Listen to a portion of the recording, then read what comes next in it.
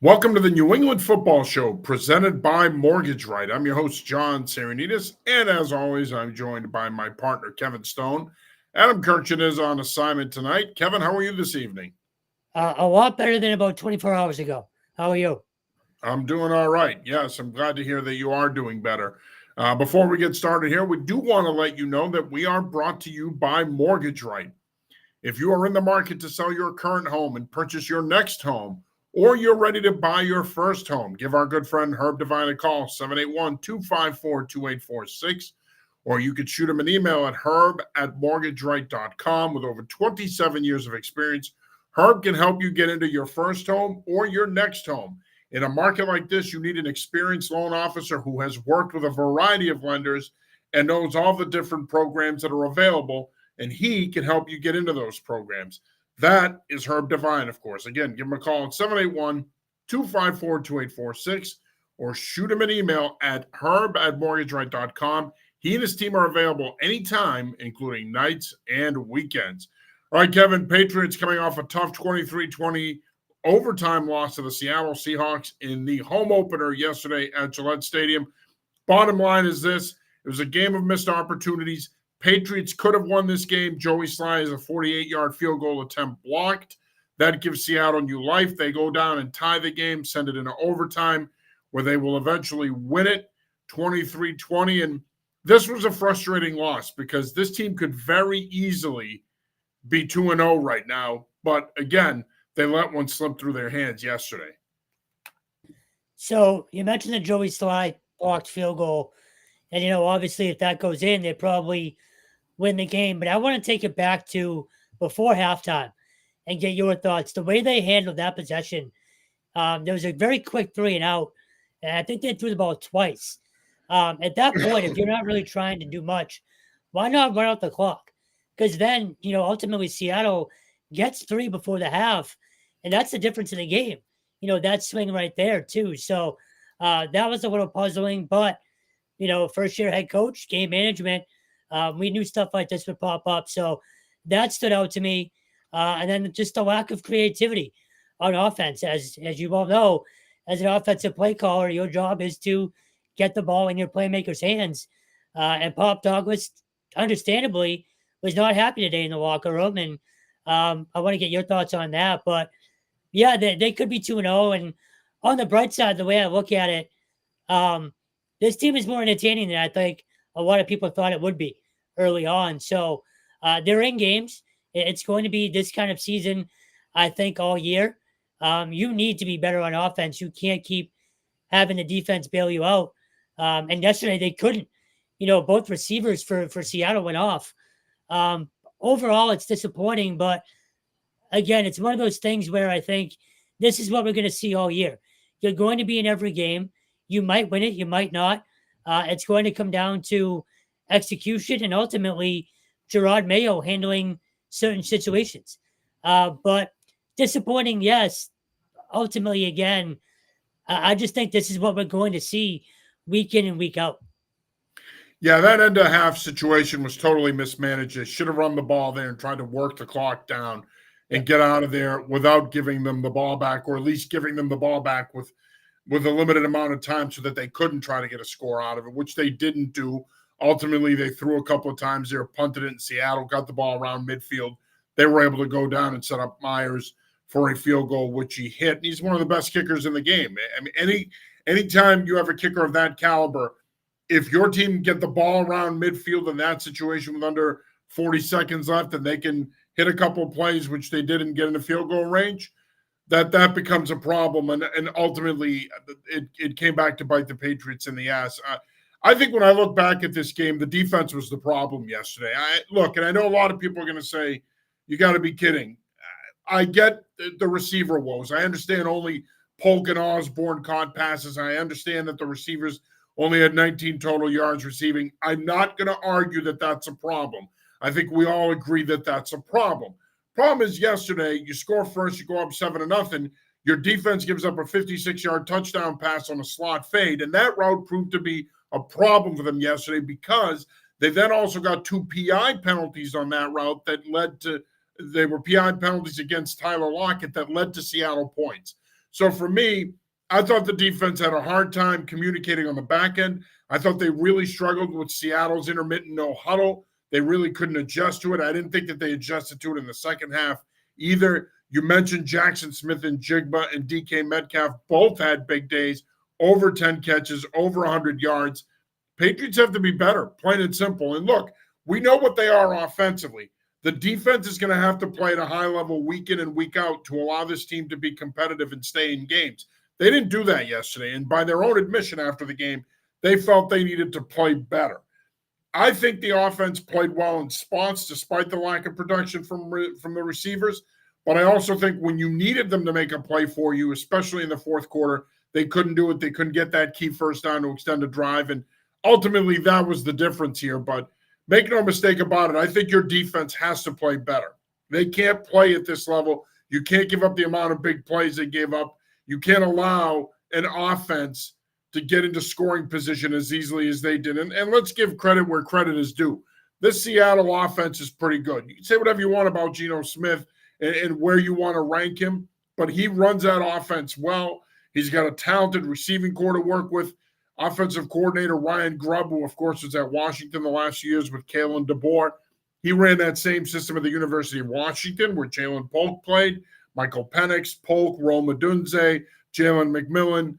They all put up big numbers. So this offense has proven that it can work and it can be productive, and the Seahawks are 2-0 as a result because, let's face it, they haven't played very good defense the first 2 weeks, but their offense has done enough to put them in this position. Now, I do want to talk about the receivers.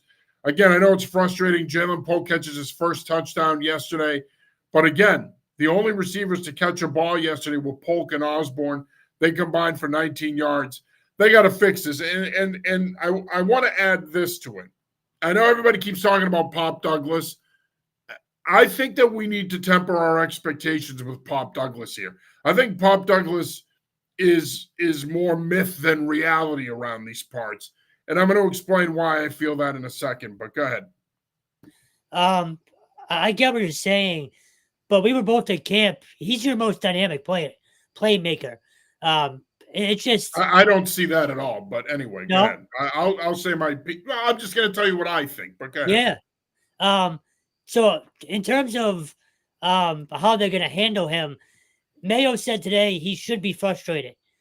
Now, I get what he's saying, but on the flip side of that, if you're Mayo and if you're Van Pelt, well, if you want a guy frustrated, get him unfrustrated. I'm not even sure that's a word, but you know what I mean? Like, make something happen if you can. Otherwise, it's going It's to. not that easy, though. I mean, Yeah. I know people in the media around Yeah. here like to say things like that. It's not that easy. You could sit there and say he's going to be the number one option on this pass play. He's going to be the number one read in the progression. That's who we want to go to first. You can do that all you want.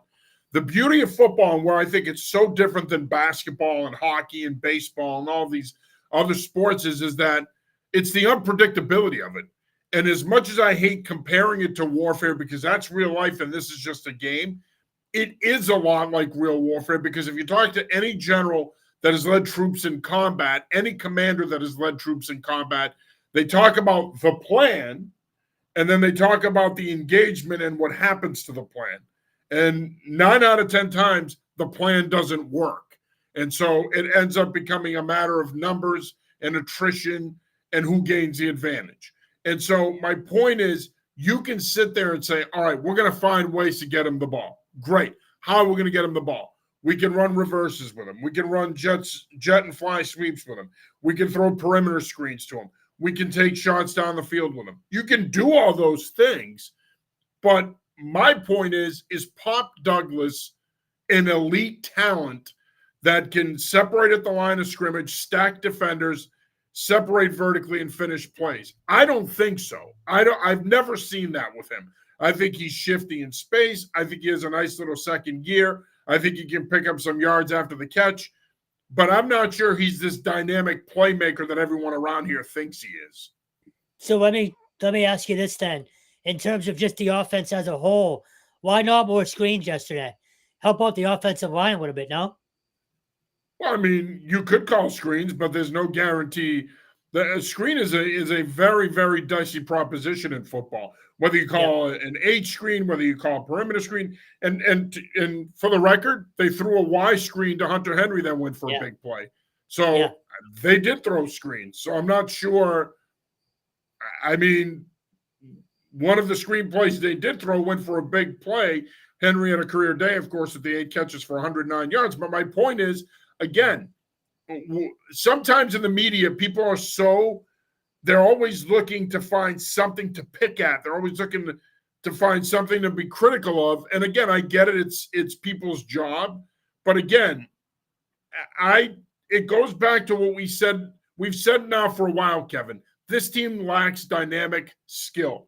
They don't have dynamic playmakers, and it shows up. I'm not making excuses for AVP. I thought he did a decent job yesterday. I didn't think it was the greatest game plan in the world, but I think they did enough on offense to position themselves to win the game. I thought the defense let them down when they needed them the most, but look, they're going to go back to the drawing board and try to get these guys the ball, but I'm not sure there's much more they can do. That's all I'm saying. No, to your point, after that Gibson run, you need to close that game out. They were in position to win the game, even having scored 20 points at that point. So you're right about that. And you're right about the lack of dynamic playmakers. But on the other hand, you have a Gibson, you have a Thornton, you have a Douglas, you have some guys with some speed. I'd just like to see them maybe, and again, I completely understand your point in terms of the game plan, but it feels like they're not trying to get the speedier players involved enough. And like it could be for a number of reasons, but to your original point, you need to win that game yesterday. You had the lead with 6 minutes to go, I believe on the 21-yard line, with about 6:06 left.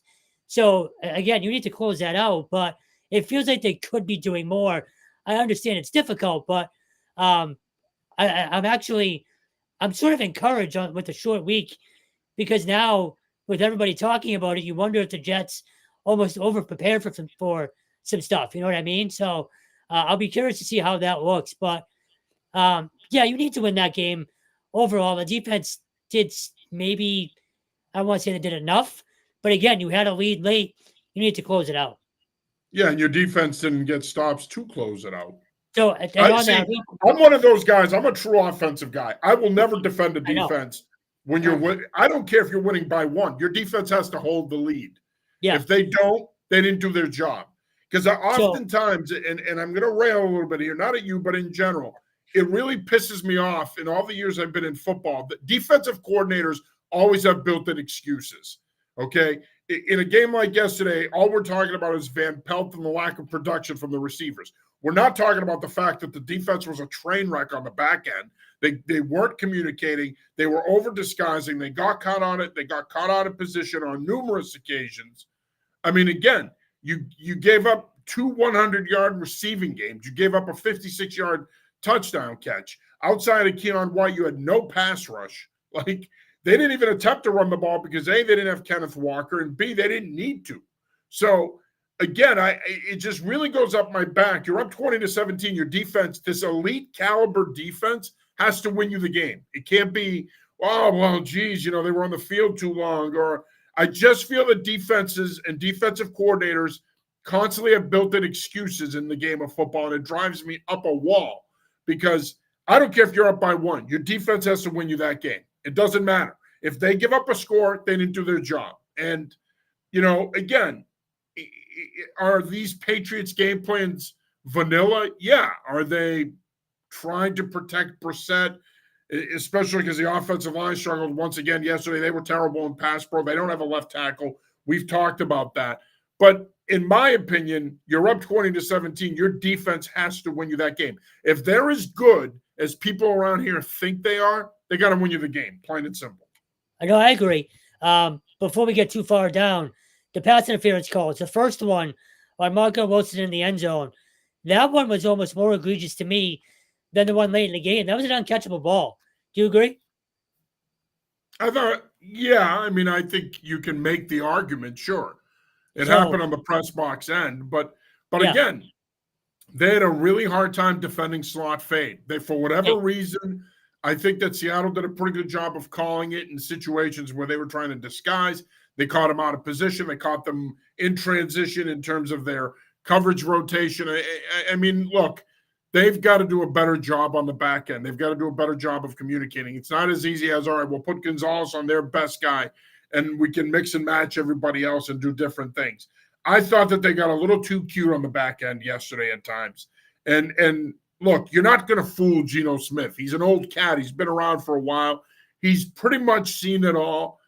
I think in a game like that yesterday, you were almost better off playing more man-to-man, playing them more straight up, bringing a little bit more pressure and saying, and they did bring a fair amount of pressure, but they didn't start playing more man until the later half of the fourth quarter and overtime. And by then it's too late. So I think to me, they got to do a better job of adjusting than they did yesterday. I didn't think they did a really good job of adjusting defensively yesterday.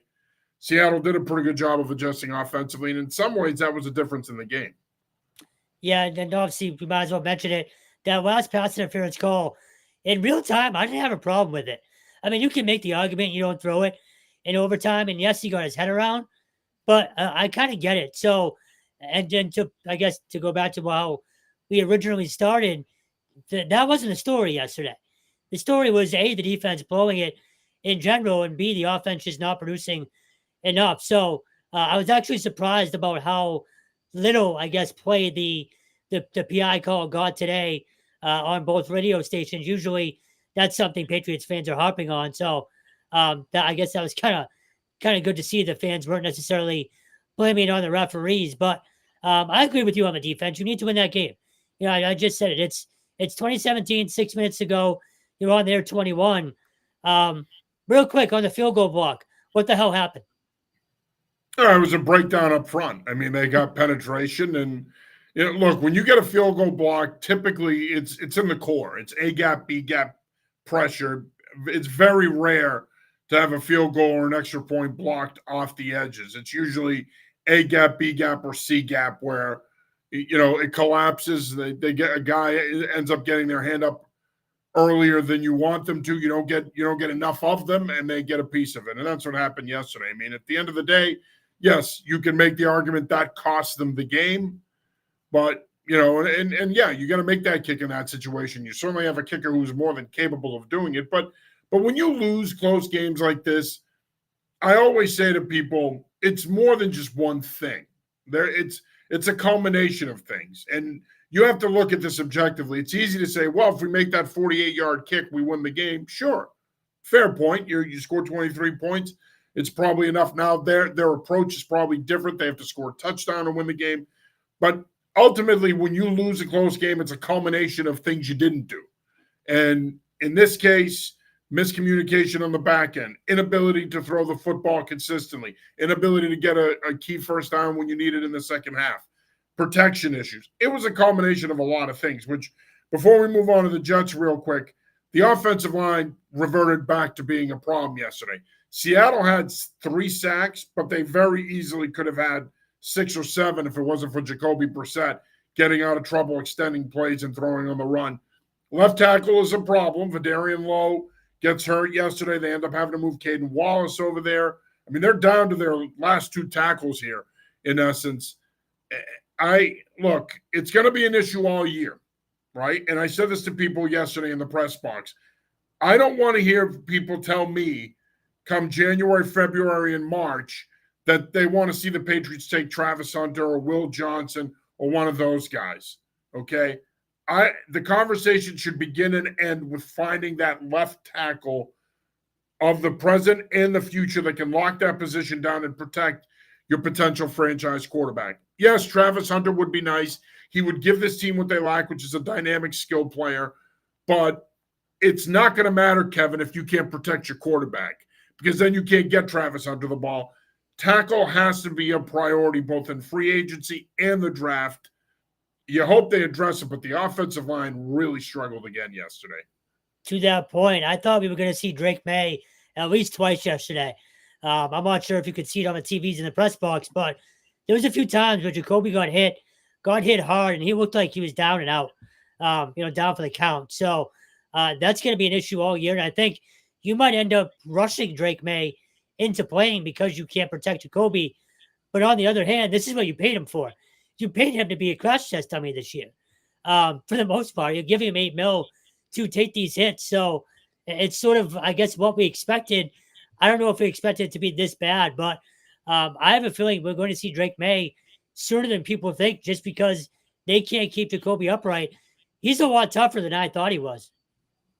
Oh, well, I've never questioned his toughness. I mean, Well, maybe not he's tough. played Maybe not he's tough. played But right, but he's played a lot of football in this league, whether it be yeah. here or Miami or Indianapolis or Washington or Cleveland. He's played a lot of football, and he is a tough guy. And he's also a lot more athletic than people think.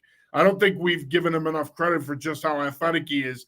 A couple of times you saw him spin out of trouble, get outside the pocket, and make plays with his feet, both as a runner and as a passer.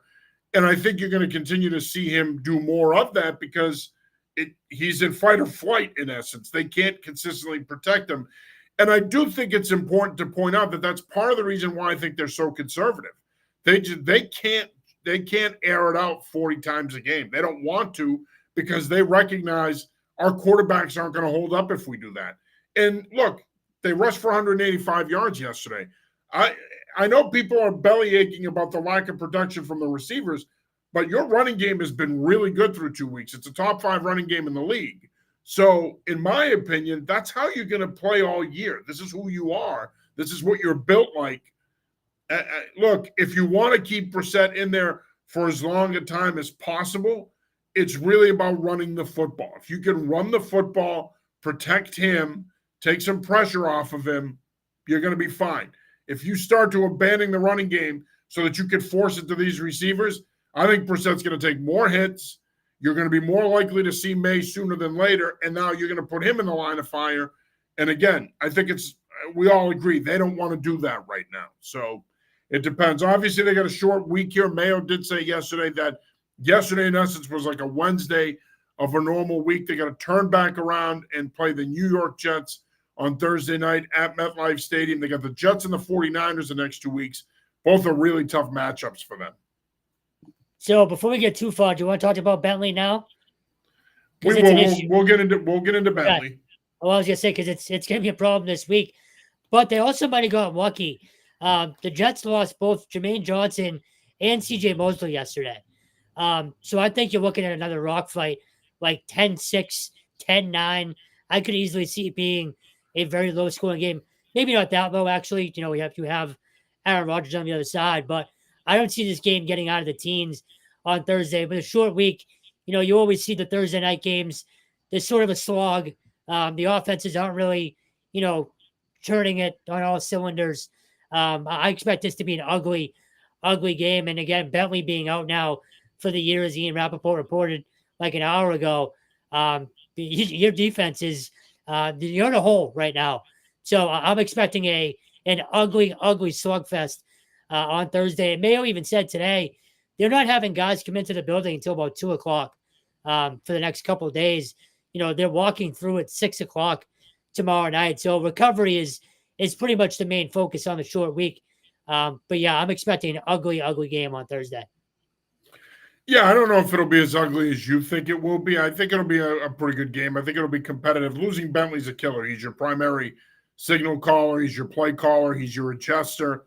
Captain. Losing a guy like that now, it's a huge blow. I mean, you're only 2 weeks in and you're losing one of your arguably three best defensive players. I would imagine that a lot of those responsibilities will now fall on Jelani Tavine. He'll be your play caller, and he'll be your adjuster, and he'll try to get guys lined up. But you need Raekwon McMillan to step up now. I mean, you're playing in a league where you play predominantly nickel and dime, so you do have McMillan. That is a luxury that you have a veteran that can step in and play. He's had an injury history of his own, but you hope he stays healthy and he fills those shoes as best he can. That is a big loss, no doubt about that. I think that the Jets are a tough matchup for them. Even with Johnson and Mosley probably out, I think Quinn and Williams, that defensive line, I think they're going to be a problem. I think obviously Sauce Gardner, he's not going to be doing much on Thursday night. You don't really have a guy that's going to challenge him. They're probably not going to lock him on anyone specifically. They're probably going to move him around. But this is a defense that has a lot of talent at all three levels. And I feel like the Patriots are going to have their hands full. Now, of course, I think what you see is what you get. I think the game plan is going to be very similar to what we saw the first 2 weeks. I think they're going to look to run the football. I think they're going to be very selective in the passing game. I think it's going to be a lot of tight end in the middle of the field, play action. You're going to see a lot of that. This passing game is going to need some time to rev up. I don't think it's going to be this week. But really, this game, you think it's going to be a low-scoring affair. I think it comes down to the defense. If the defense plays better than they did this week, and I think that's the key, then I think they'll be okay, and they could be in position in the fourth quarter to steal it. But if the defense doesn't have a quick turnaround, and it'll be tough without Bentley, but if they don't have a quick turnaround here and play better, yeah, the Patriots have no shot of winning on Thursday night. But nonetheless, look, I want to see a good game. I'm hoping it's a 21, 24, 17 kind of game, but you're probably right. Those Thursday night games haven't exactly been offensive masterpieces, so it probably will be a low-scoring game.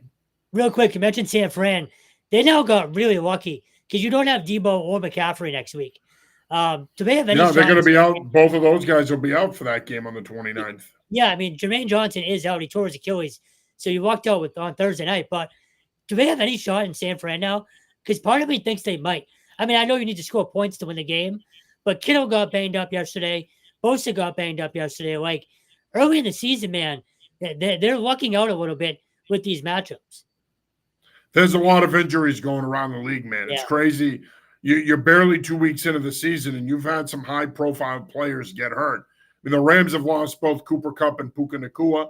They may not see them next month when they come to town. So it just speaks to, I mean, the violence of the game and how no matter how much you prepare your body, a football game truly is like a 3-hour car wreck.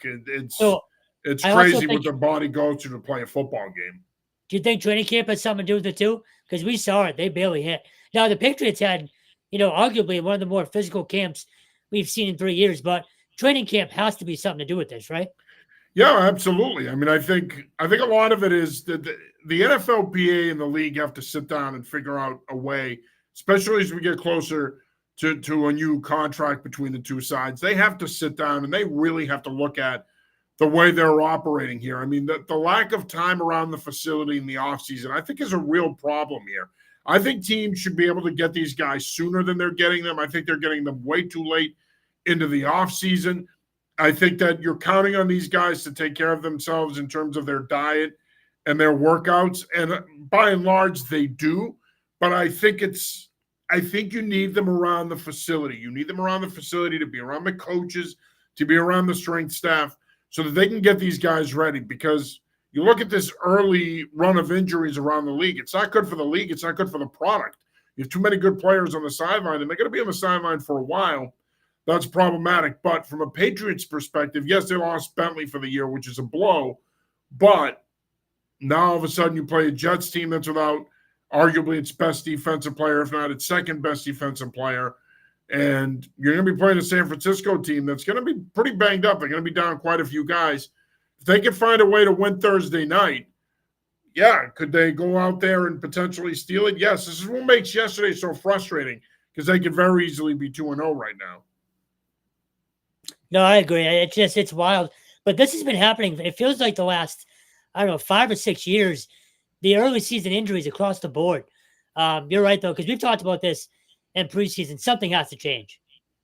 Yeah, it's not working. I think teams are getting these guys way too late. Like I said earlier, I don't think that they're in the program, if you will, the offseason program long enough. I think they should start that program sooner. I think trusting these guys the first 3 or 4 months of the year to do it on their own, and then they come into the building, it's not working. And I think, and one thing I will say is, if you're an opponent of extending the season to 18 games, well, this latest run of injuries to start the season is probably all you need to point to make your point, to say, look, we can't add another game to the regular season. These guys are already getting hurt. So certainly it's worth keeping an eye on. You are watching / listening to the New England Football Show, presented by Mortgage Right. I'm your host, John Saranitas.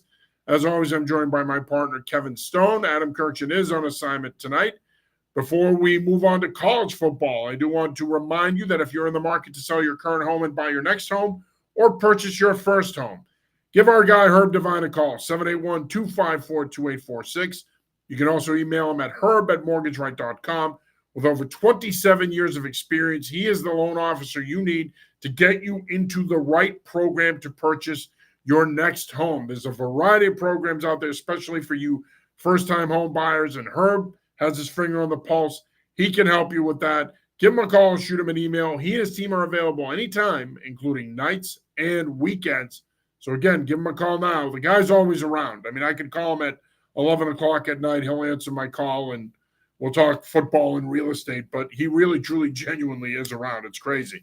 His level of commitment to this business and the success he's had is unmatched. All right, let's talk some college football, Stone. And, of course, Boston College losing a tough one on Saturday at Missouri, 27-21. Look, it looked early on when they were up 14-3 like this is a game that not only they could win, but had a pretty good chance of winning. And now all of a sudden the conversation could be that you're looking at a top 15 program. Unfortunately, the defense falls apart. The second half of the second quarter, Missouri's able to take the lead. Once Missouri took the lead, they're able to hold on.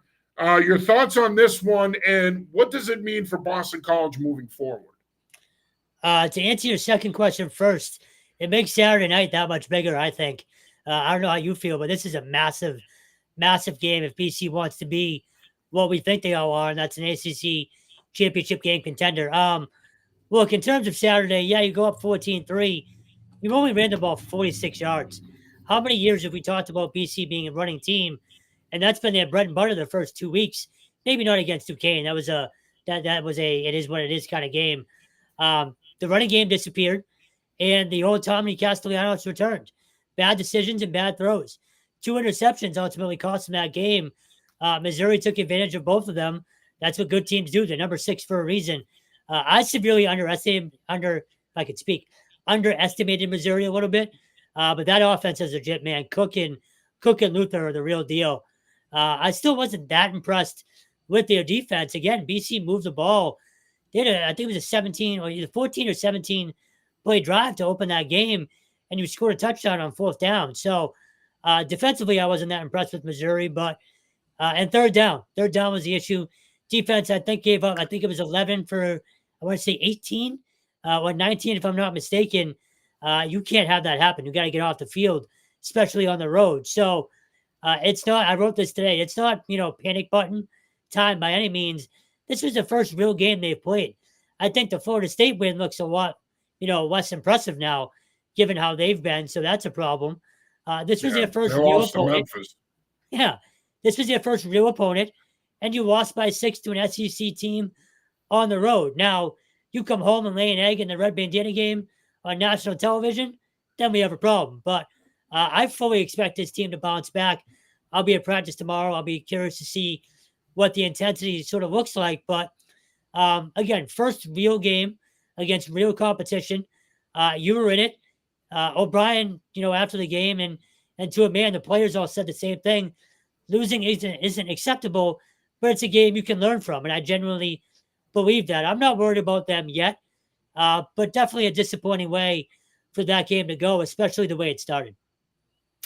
Yeah, I mean, early on, they were dominating the game, and it looked like they were going to be able to set the pace and win the game. And ultimately, they fell short. But I do think it's important to realize here, you just went toe-to-toe with a top 10 team in the country, an SEC West opponent.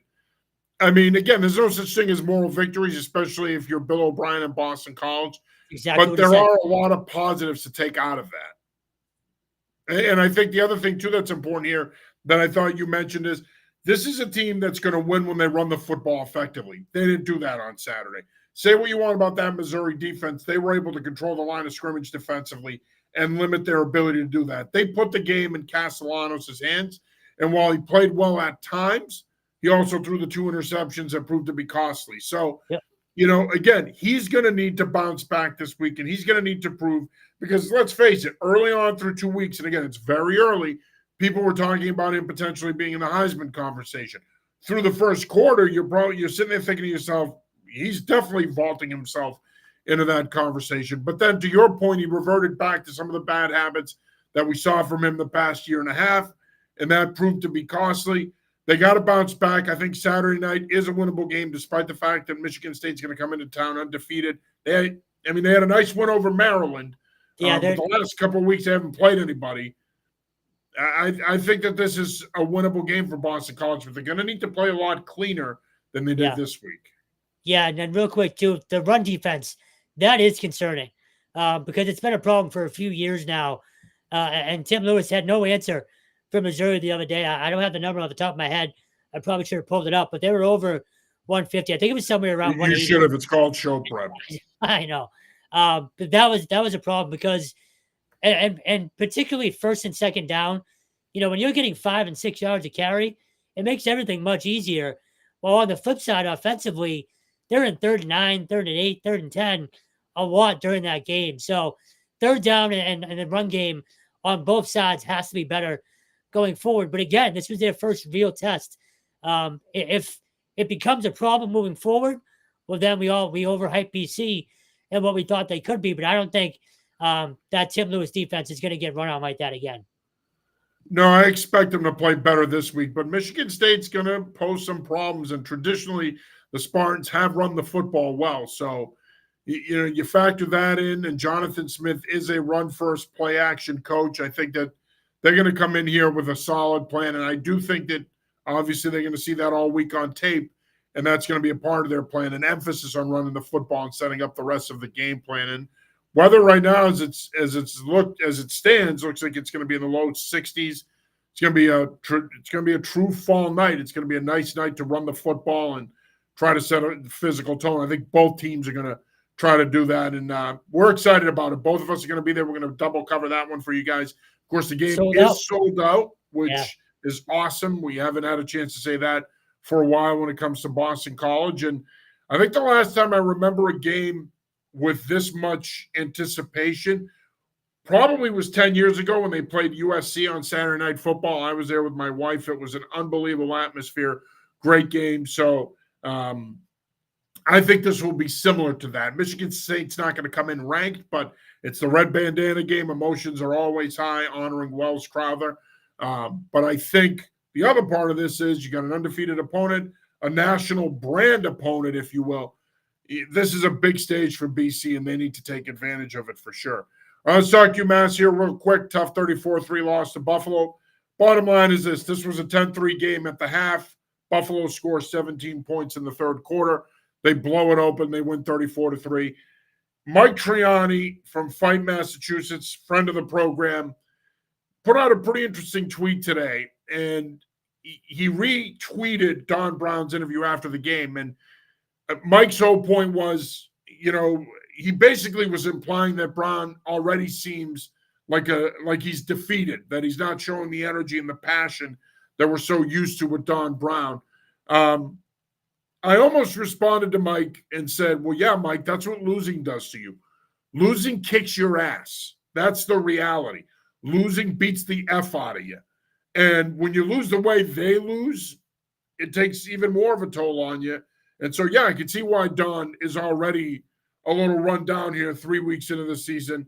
This was as bad a performance as we've seen from a Don Brown coach team since he's been here.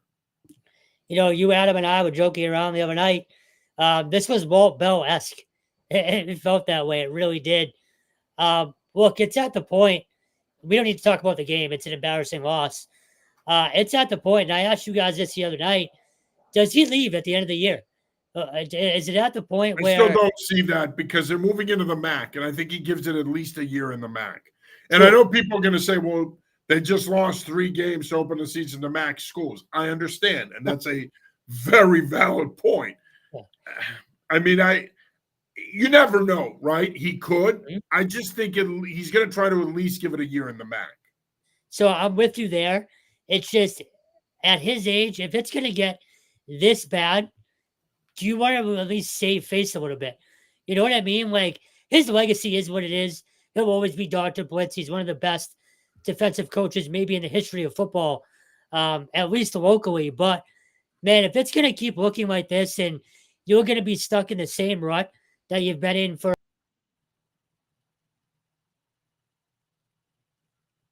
Apparently, Kevin is stuck in a rut here. We lost him. Hopefully, Kevin can come back to us here. But to Kevin's point, the program is stuck in a rut, and that's again a very valid point. I guess if there is a silver lining, they're going into the MAC, where unfortunately you have about 2 or 3 programs that are also stuck in a rut. Programs like Kent State. So yes, I do think when they play a predominantly MAC schedule, I think that that'll help them turn it around. But to Kevin's point, you're not breaking through. And I think we thought that this was a year, Kevin, that they were going to break through. So far, it doesn't look like they're going to. No, and that's why I go back to, yeah, you have sort of a new beginning next year, but if you're going to get your face kicked in now on national television on Tuesday nights, what's the point if you're him? You know what I mean? So I'm with you. I do think he does stay probably another year unless things miraculously turn around. But look, I could see CCSU beating them this weekend. I really could. I wrote today, that's a program sort of doing what UMass wanted to do. Now, again, they're an FCS school. It's a completely different, sort of, I guess, position they're in. But if you're not making progress, at some point, all that goodwill is going to go out the window if it hasn't already. We've dealt with this UMass fan base for a long time. They're not the most patient people. And I think they're going to start running out of patience, even with a guy like Tom Brown, as beloved as he is. So they're in a weird spot. And look, if they drop to 0-4 and lose to FCS, CCSU, it's only going to get much, much worse. Yeah, and again, I mean, the only thing I'll say about the UMass fan base is when it comes to the football program, they haven't done a lot of winning since 1998. They had some success when Brown was a head coach in the mid-2000s, but outside of 1998, mid-2000s, they were competitive under Mark Whipple. I'll give you that, but they weren't winning. They weren't winning more than 3 or 4 games a year. So, yes, I'm sure some UMass fans would love to see them just get back to that. But I will say this. The reason why I don't see him going anywhere is that this becomes a much more appealing job once they're in the MAC, because now you're in a conference. Now you're going to be in a position where you can really, truly build a program and be competitive. And I think, yes, I know the results haven't been there against MAC schools so far. I get that. And it's, as I said earlier, a valid point. But I do think he's going to want to at least give it a year in the MAC before he makes a decision on his future there. And look, it's UMass. I've said this all along. Until you invest in this program the way you need to play at an FBS level, it's not going to change, Kevin. It's not. They need to put more money into McGuirk. They need to they need an indoor facility. I know they have the bubble. I know that they built a new football building and all that stuff helps. But that was only a short-term fix. You need to do a lot more for this program to really compete. And people will turn around and say, well, why should the state invest in a program that's not winning? Well, winning takes an investment. It takes an investment from your staff, your players, and your administration. If one of those groups isn't investing in success, you're not going to win. Right now, I'm not sure the administration there is seriously investing in success. UConn loses a tough one to Duke on Saturday evening, 26-21. And look, Jim Mora, kudos to him and his staff. They did a really good job. I thought the team played really hard for him. I thought the defense played well for the most part. I mean, Duke is no, vaunted high-flying offense, but I thought that the defense did a pretty good job. Nick Evers got the start. That chapped some of the UConn faithful. They wanted Joe Fagnano to get the start. Evers didn't have a bad day at the office. He got off to a slow start, but he was 15 of 29 for 135 yards. He had 1 touchdown pass, and he had an interception. Fagnano did end up playing. He was 0 for 2. Cam Edwards, 21 carries, 106 yards, and a touchdown. Nick Evers, being the dual threat guy that he is, 10 carries for 60 yards. Look, if you're UConn, this is a game you could have easily won. And when you look at where this program is right now, after a 50-7 loss to start the season, they blow out Merrimack, play competitively at Duke. Can they use this now as a springboard? They got 6 straight home games coming up. Can they use this now as a springboard to the next part of their season? They don't have a choice, right? Like if they're going to be a bowl contention, you need to. We've talked about this for months now since the schedule came out. You need to take advantage of this run you have, being at home in stores for so long. They had a lead in the fourth quarter Yeah. against Duke, so they should have. You can make the argument that they should have won the game. Mora chose to kick a field goal late and missed the field goal. Ultimately, that sort of did them in. But yeah, I think they can, and it's impressive. This is the type of effort that UMass fans want to see. Against a team that no one expects you to do anything. So I was impressed. And again, I go back to last week I said the way that they beat Merrimack. Yes, it's an FCS team, but beating a team that way sort of spoke volumes about how much more still had the room. This always sort of just confirms that these kids are going to play hard for him, and that's a testament to him as well. Maybe more so than anything. The fact, I don't think I was surprised when I wrote our preview on Friday. I was talking about him, sort of assuming he was going to be the guy. So I guess good for Moore for sticking with his guns and the kid that he wanted to go with. But yeah, I think it is. And again, you probably should have won this game given the scenario you were in late. But you need to take advantage of this home schedule now. It's not the toughest of schedules. It's not easy by any means, but you've got to go like 4-2 here, I think, if you want to be bowl eligible. But I was impressed. Again, this is the type of effort that this type of program, especially as an independent, needs to have on the road. And they did. So props to Jim Moore for getting these kids to play. Yeah, and I don't want to get too much into this because Ryan Barry and I are going to break it all down on Wednesday night on the college preview show. But I will say this. Their next 7 games, they only play one team with a winning record. That's actually Buffalo, who comes to town the following weekend. FAU's in town this weekend. Every other team thus far on their schedule over the course of the next 7 weeks has a losing record. So they have a real opportunity. And I really think after Saturday, I'm back. I know I'm going to sound like I'm bandwagon Johnny here, but I'm back to being bullish on this team.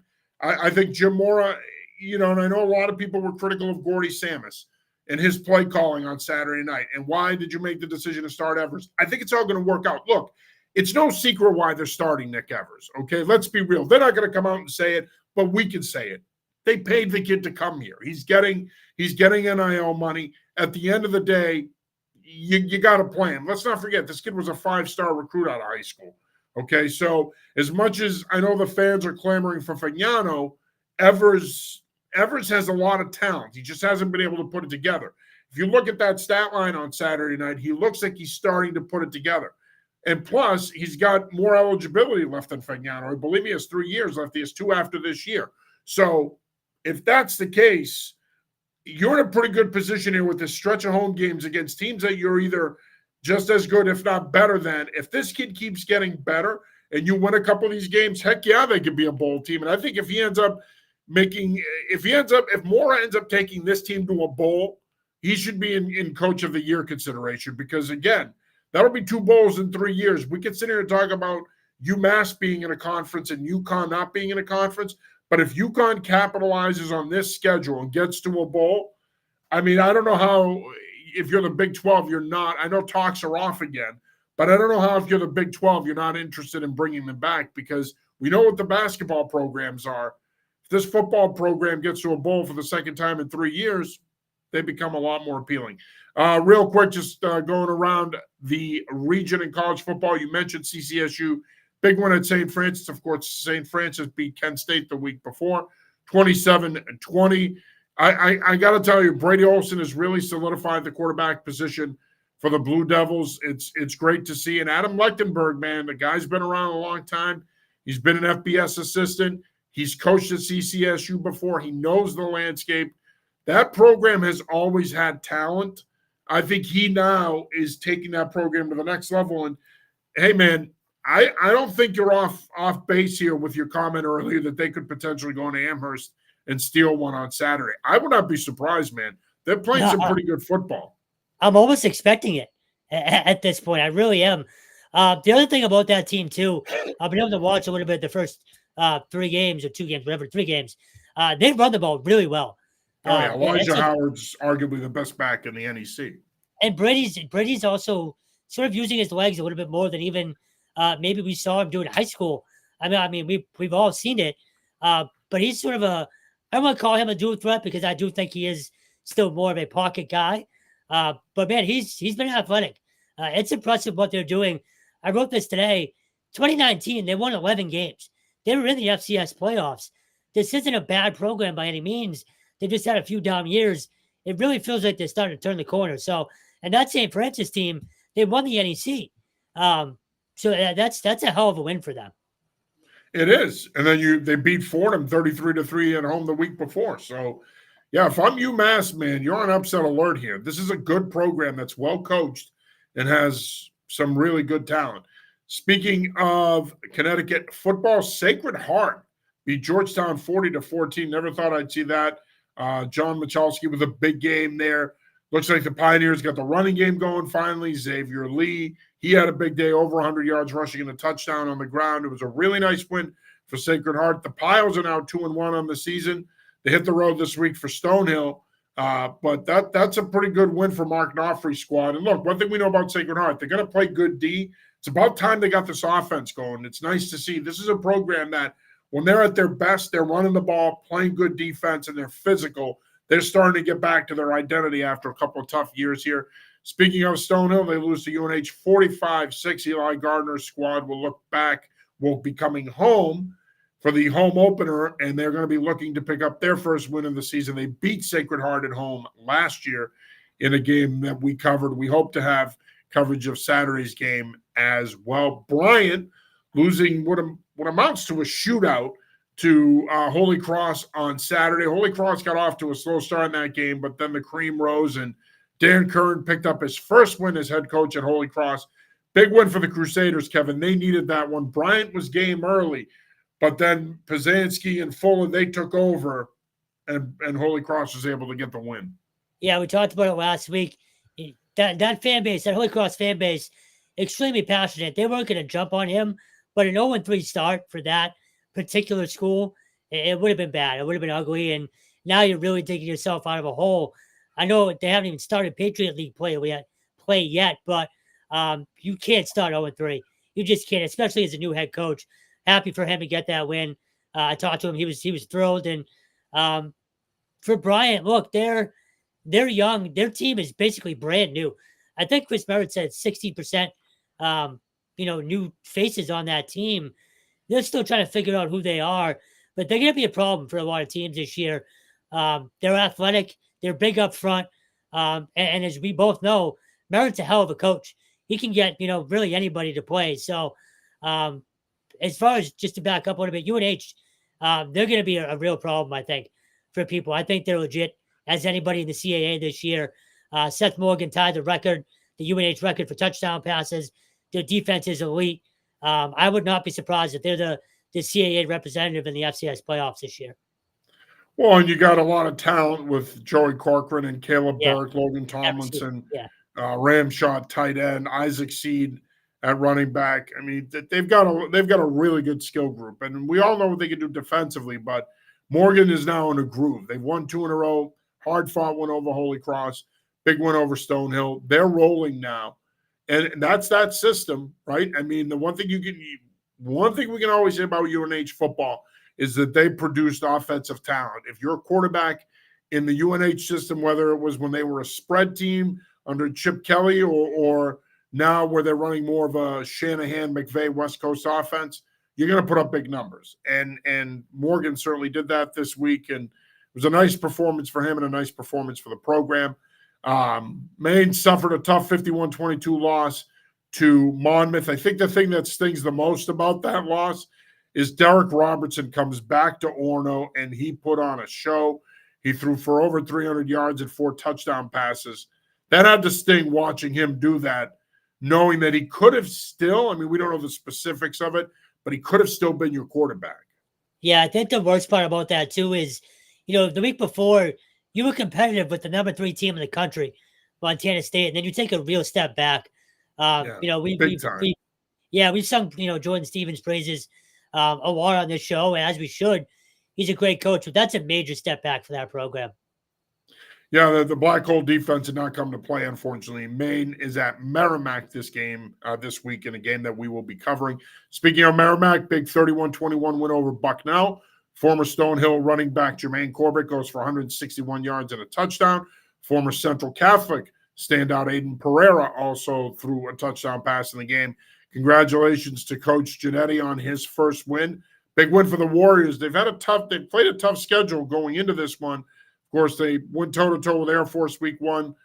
They got 63 hung on them against UConn, but then they bounced back and get a big win against Bucknell.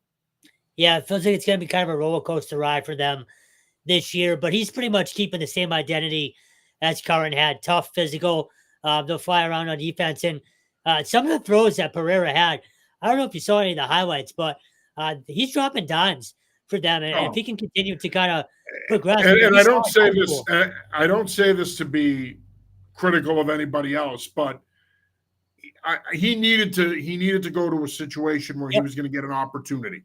And that's why he left Maine and he went to Merrimack. And I don't think he could have ended up in a better situation. Closer to home, he's going to get that opportunity. He's well positioned to become their starting quarterback now and in the future. I think it was a great move for him. And I think that he's only going to get better. That offense has a lot of talent. You got Donovan Wadley, you got Malachi Anthony. They have a lot of talent. So I think that they're going to start to get going here. And one thing we know about Merrimack, they always play good defense. They play physical. They play fast. They always have good secondary play. I think they're going to get going. This game against Maine this week is a pretty intriguing matchup to watch for sure. And, of course, Ivy League football kicks off this weekend, and so we'll have Ivy League football as well. And then URI picked up a 21-9 win over Campbell. Devin Farrell, he accounted for all 3 touchdowns for the Rams. They needed that win after losing to Minnesota the week before. Jim Fleming's squad is now 2-1 on the season. They go to Long Island this weekend. But we are excited about the Ivy League kicking off this weekend as well. Yeah, I'm actually going to be at Harvard on Wednesday night. I'm hoping to catch some practice, but I'll be there for media day. They're playing Stetson. We'll have Yale and Holy Cross on Saturday too. Look, we talk about it all the time. I don't know how many times in a year we say it, but it feels like 100. It's the most fun league to cover out of anything that we do. Every single week is competitive. It feels like every single week when you look at the scoreboard, there's tight games, there's overtime games, there's shootouts. It's awesome. So yeah, I'm pumped. The Ivy League is getting going. Yeah, it's gonna be fun. When you look at the 4 local teams, Brown opens up at Georgetown, which is a winnable opener. Yale at Holy Cross, as Kevin mentioned. Stetson is in town to take on Harvard, and Dartmouth opens up with Fordham. So it's stay tuned with New England Football Journal. We're gonna have all 4 programs covered throughout the course of the season. Of course, next weekend on September 28th, Harvard at Brown. That's a big one in the Ivy League. We'll have that one covered for you. All right, let's talk some high school football here before we wrap up the show. And, of course, Connecticut kicked off their high school football season this past weekend, and there were some big-time matchups. Maloney, New Canaan, Greenwich, West Haven. Greenwich with an impressive 24-6 win at West Haven against Nick Conlon and the Blue Devils.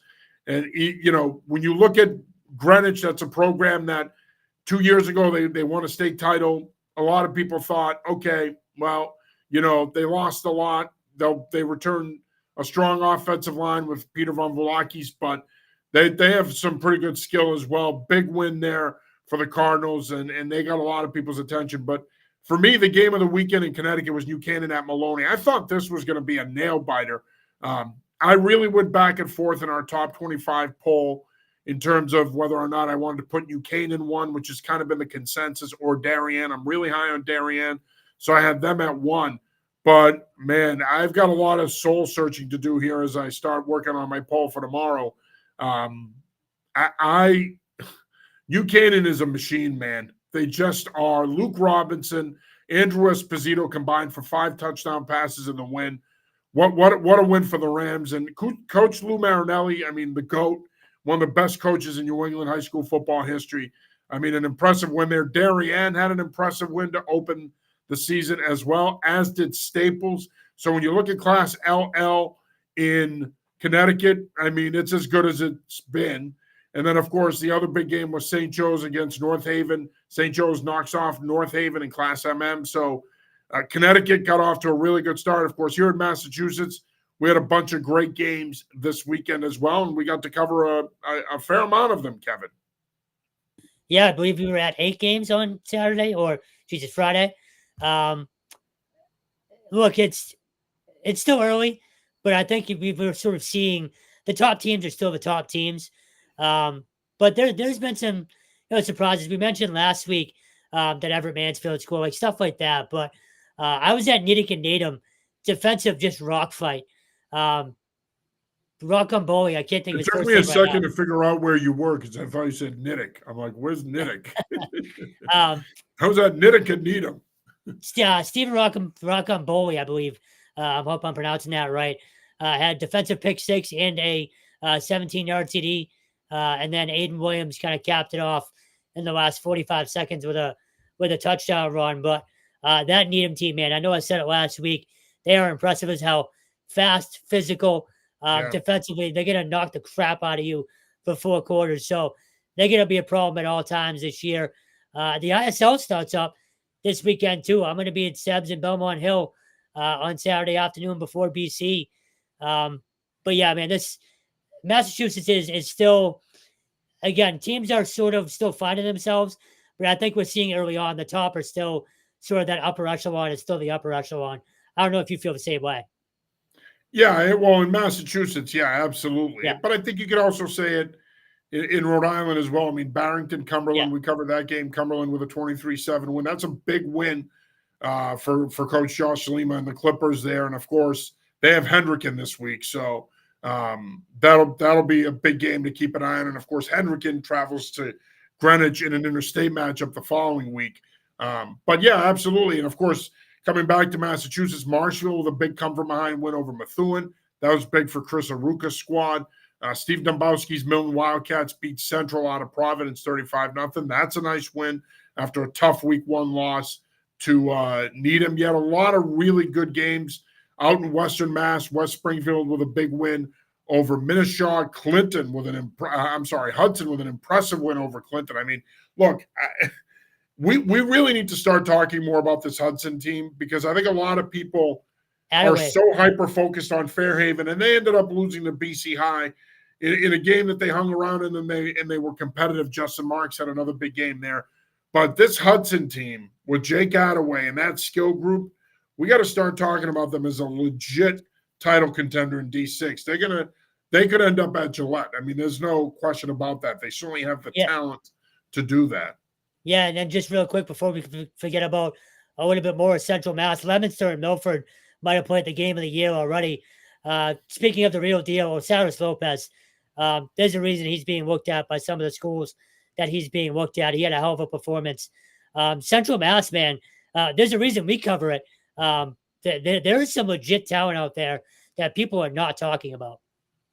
No, and Franklin had a big win at Massachusetts as well. Congratulations to Todd Kiley on picking up his first win as the head coach of the Franklin Panthers. Duxbury beat Mansfield 21-0. Here we were a week ago talking about Mansfield's dominance over Everett.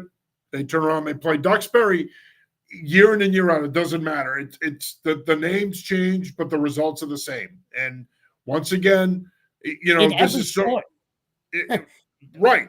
But the thing is, under Dave Mameron, they threw the ball all over the place. They were putting up big numbers, developing skill left and right. Under Landolfi, it's more about running the football, playing really good defense. Whatever formula you use there, the talent is there, and you win. And, of course, finally, big matchup on Saturday between Bedford out of New Hampshire and Thornton Academy. Bedford with a big 35-21 win. Jack May had a big performance there for the Bulldogs. And I don't know what you could say about Zach. I don't think you could say enough about Zach Matthews' team. Bedford, to me, is arguably the most underrated public school football program in New England. I'm not kidding when I say that. Back-to-back Division I champs in New Hampshire. Thornton Academy is a Class A powerhouse in Maine. And Thornton jumps on them early, 14-0. Bedford unfazed. I mean, again, this is a team that's going for a three-peat. Unfazed. They get going offensively. Next thing you know, they go up 20-14. Thornton Academy returns the ensuing kickoff, game is tied, and then Bedford just pulls away. And I think that's what great programs do. And again, we talk about the Division I programs in New Hampshire. Pinkerton comes down here. Brian O'Reilly leads his team to a big win over Andover in week 1. He was our week 1 New England Football Journal Coach of the Week. So congratulations to Coach O'Reilly at Pinkerton. And Shane Eason was our week 1 player of the week out of Methuen High School. But getting back to Bedford, just a terrific program. And kudos to Coach Matthews and his staff. They do a great job there.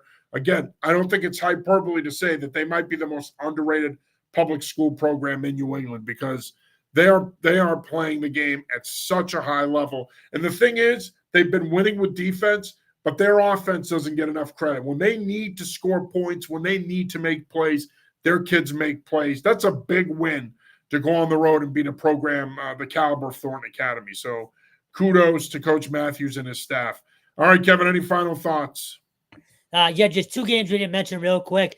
Prep rolled Londonderry, New Hampshire. St. John's Prep is still the real deal. And Springfield Central took Central Catholic to the woodshed. Close game early, but sort of pulled away late. They're still legit as well. Real quick, one other thing. In Division 3. I've been counting. That's your 5th. I know it is what it is. It is, but you got to break it. I know. Endicott is the only team in New England that is currently ranked. They're 14th in Division 3 in the country. Division 1, 2, and 3. The only team that is ranked in New England is Endicott. So congratulations to them right now as well.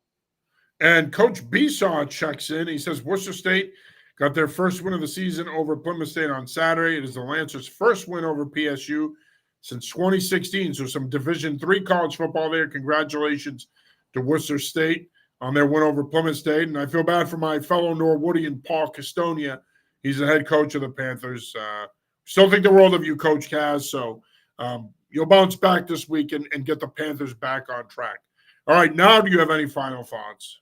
Yeah, we'll be everywhere this weekend. Stay with us. We have we'll have high school cover in Connecticut, Rhode Island, and Massachusetts on Friday. And I believe we are at 6 or 7 college games on Saturday. And again, I'll have some ISL coverage Saturday afternoon. So as always, you know where to find the best sort of overall New England football coverage. It's right here.